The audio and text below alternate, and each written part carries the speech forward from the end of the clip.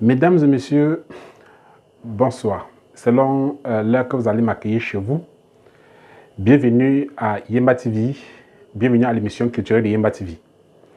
Aujourd'hui, vous allez nous excuser, on va, n'est-ce pas, utiliser la langue française aujourd'hui parce que la question qui nous a été posée par un non-Yemba, c'est-à-dire quelqu'un qui n'est pas de l'ère culturelle Yemba. Aujourd'hui, mesdames et messieurs, nous allons parler de l'akola. L'akola, il s'agit de ceci, de ce fruit. Alors, beaucoup ont déjà demandé, en fait, beaucoup ont déjà observé dans différents rites ou bien dans différentes cérémonies l'utilisation de l'akola. Et la question qui revient aujourd'hui est de savoir quel est le symbole de l'akola. Qu'est-ce que l'akola? Pourquoi utiliser l'akola dans X ou dans Y? Sur X ou sur Y. Aujourd'hui, mesdames et messieurs, tous les Africains savent que l'akola symbolise l'union. C'est vrai. Voilà pourquoi dans les mariages, on utilise l'akola en pays bamileke et dans certains pays de l'Afrique. Mais pourquoi on utilise l'akola comme... Pourquoi l'akola a-t-il pour symbole l'union? C'est ce qu'il faut comprendre. Parce que l'essentiel ici n'est pas de savoir, ou bien de dire que c'est ça, mais c'est de savoir le pourquoi de cela. Lorsque vous regardez cette gousse de cola, je peux appeler ça une gousse. On commence d'abord par avoir une cabosse de cola, et après on sort des gousses à l'intérieur. Et lorsqu'on sort des gousses, vous allez constater que c'est divisé en quartiers. La cola est ici divisée en quartiers. Alors, si je la fends ainsi, voilà, vous voyez, je départage, voilà, ok, très bien, ça m'a donné, nous avons ici 6 quartiers de cola, chiffre pair, ça peut renvoyer aux jumeaux, hein. Les abonnés de Yemba TV, que c'est qui a pris les jumeaux cette année, en 2024, bonne année à vous, pardon, pensez à Yemba TV s'il vous plaît, voilà votre cola qui a donné 6 quartiers, ok. Bien, dans les 6 quartiers que vous pouvez voir, mesdames et messieurs, il y a des quartiers qui sont costauds, des quartiers qui sont tordus et minces. Regardez très bien comment c'est tordu et mince. Il y a des quartiers qui sont très minces, mais ne sont pas tordus.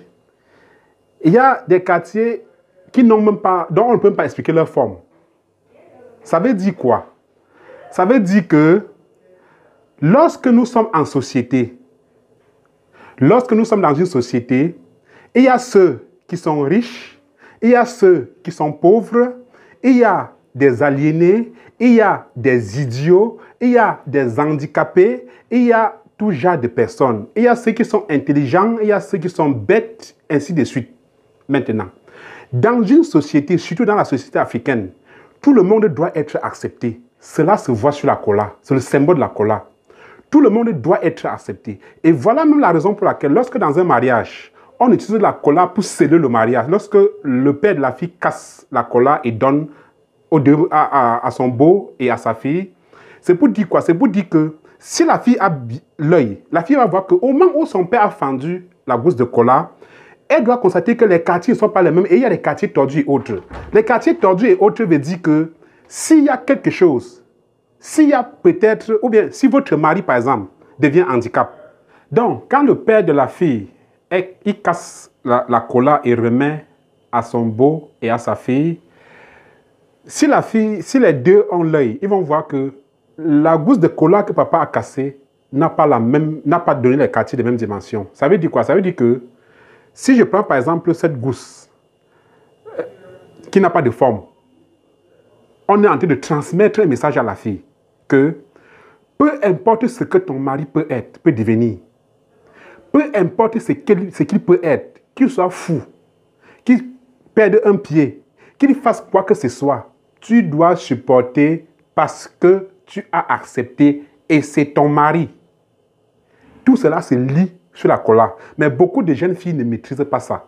Or, ils prennent juste, ils mangent, ils ne savent pas que c'est un caddie qu'ils sont en train de boire. Voilà pourquoi quand on casse la cola pour sceller le mariage, ça veut dire qu'on vous a mis en union. Vous êtes dorénavant unis comme cette gousse de cola. Et peu importe la position de l'une, de l'un ou de l'autre, c'est-à-dire de l'homme ou de la femme, les deux doivent se supporter.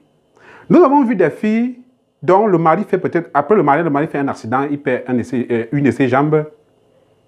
La femme commence à dire non, mon mari n'est plus beau. Or, en oubliant le caddie qu'elle a bu hier.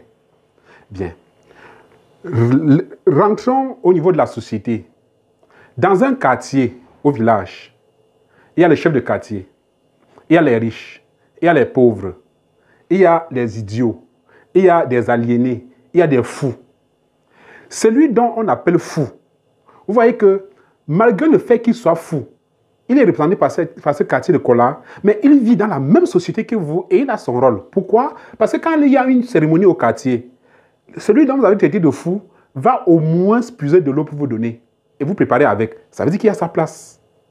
Celui que vous avez traité d'aliéné va au moins chercher le bois pour venir vous donner et vous préparer avec. Ça veut dire qu'il a sa place. Tout cela se lit sur la Kola. Voilà pourquoi, mesdames et messieurs, on dit que la Kola symbolise l'union dans la culture africaine.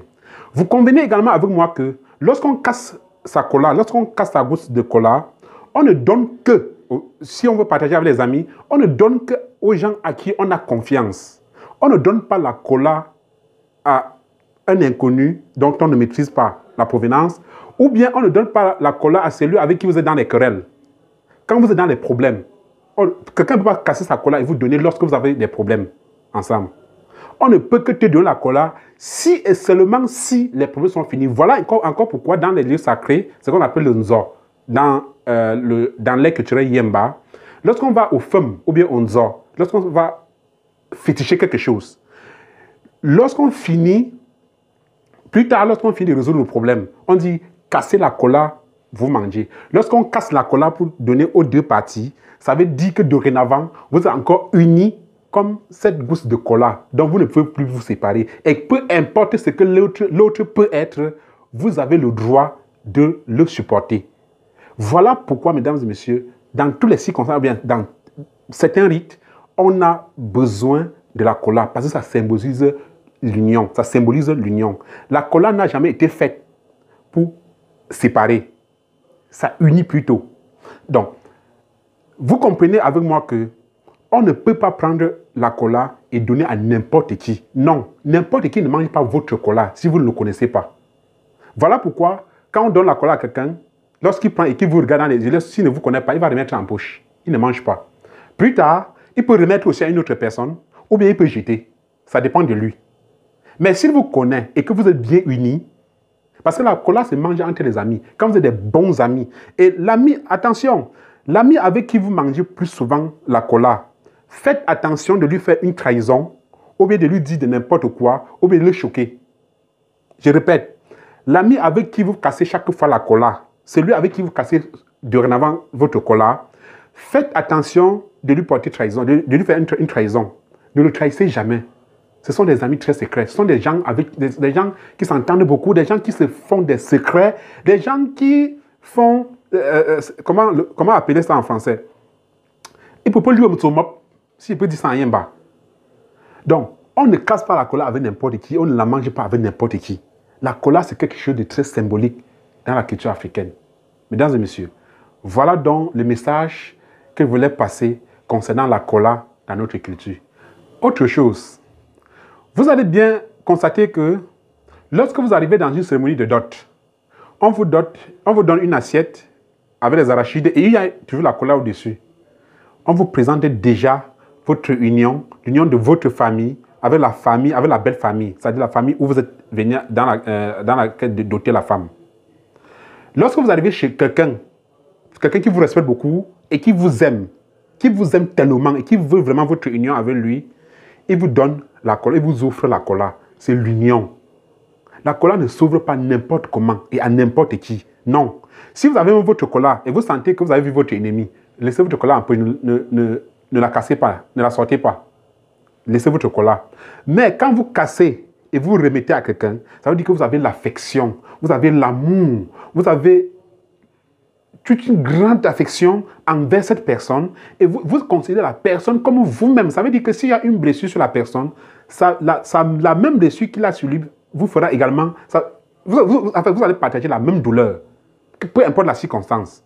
Voilà pourquoi la cola. Voilà pourquoi on doit utiliser la cola.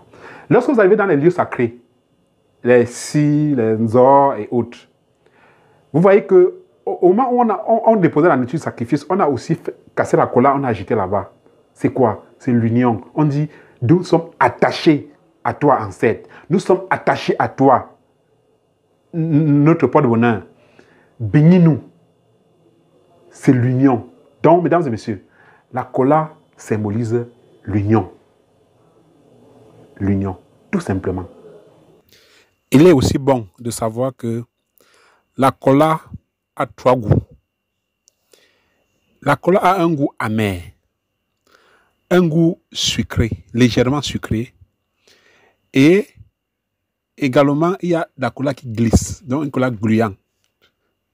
Quand vous mangez la cola, vous sentez qu'elle glisse. Excusez-moi le thème. Alors, qu'est-ce que ça veut dire? Lorsqu'on veut unir le mariage et on casse la cola pour donner aux 2 mariés, c'est pour leur dire que il n'y a pas de bonne maison, mais il n'y a que de bons jours dans un foyer. Autrement dit, il y a des jours que ça serait tellement sucré, c'est le sucre de la cola que vous êtes en train de ressentir. Il y a des jours que ça va glisser, c'est pour ça que la cola, il y a des colas qui glissent. Il y a des jours que ça va glisser et vous supportez. Il y a des jours que ça serait tellement amer, si bien que vous deux, vous serez dans le regret. La femme va dire, tu n'as pas mérité mon mari. Le mari va dire, tu n'as pas mérité ma femme. Ça va tourner. Et au finish, les deux seront toujours sur le même lit. Tout ça, c'est lit sur la cola. Mesdames et messieurs, bonne soirée à vous.